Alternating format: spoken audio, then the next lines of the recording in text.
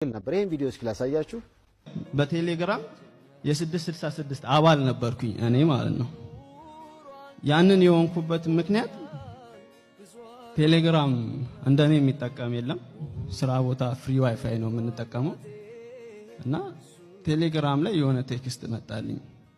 ያንን ቴክስት እየመለስኩኝ አወራለኝ እና በቃ ምን ልበላችሁ በቃ በጣም ቆንጆ የሆነ ሴት አለቻ። እንደዛ አይነት ሴት ነች የምታወራኝ። ስልኬን ከየት አገኘች ስላት ከፌስቡክ ላይ ነው የወሰድኩት። ከዛ ማውራት ጀመርን። በቃ ኖርማል ታወራኛለች። ፎቶ ላክልኝ ስትለኝ ፎቶዬን ስልክል ደወለችልኝ።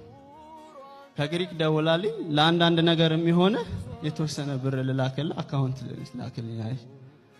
ንግድ ባንክ አካውንት ዝም ብዬ እኔ ዝም ብዬ ነው ላኩላት። አመናችሁም አላመናችሁም ደነገጥን። ሶስታችንም ደንግጠን ይሄ ብር ቼክ እናድርገው እስቲ እንሂድ ባንክ ተባብለን ማህበሩ ዛሬ ላይ አድጎ ሰፍቶ ውጤታማ ሆኖ 134,000 በላይ የሆኑ አባላትን ይዞ ይገኛል ማለት ነው። በፌደራል ደረጃ ተቋቁሞ አገልግሎት እየሰጠ ያለው በአሁኑ ወቅት በመላ ሀገሪቱ ነው፣ በመላ ኢትዮጵያ ማለት ነው። በአሁኑ ጊዜ በዓለም አቀፍ ደረጃ ተቀባይነት ያለው ተሰሚነት ያለው ሀብት የሚያፈሩበት ንብረት የሚይዙበት ማህበሩን ስልክ በመውሰድ እየደወሉ እንዴት ነው አባል ምን ሆነው እያሉ እየጠየቁ ነው።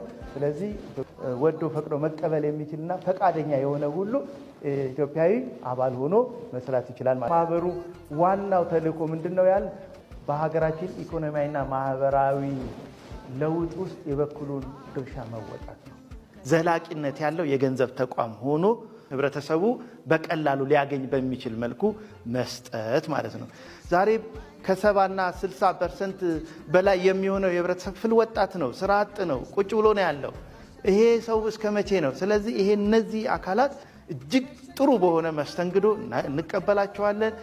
የሚፈልጉትን ነገር ወደ ስራ ሊያስገባቸው በሚችል መልኩ ደግሞ እገዛ እያደረግንላቸው ባለሀብት እንዲሆኑ እያደረገ ያለ ማህበር ነው።